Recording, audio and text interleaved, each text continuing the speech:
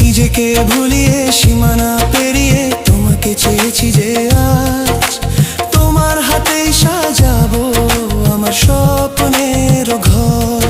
আমি তোমার প্রেমে পড়ে দুনিয়া ভুলে গেছি।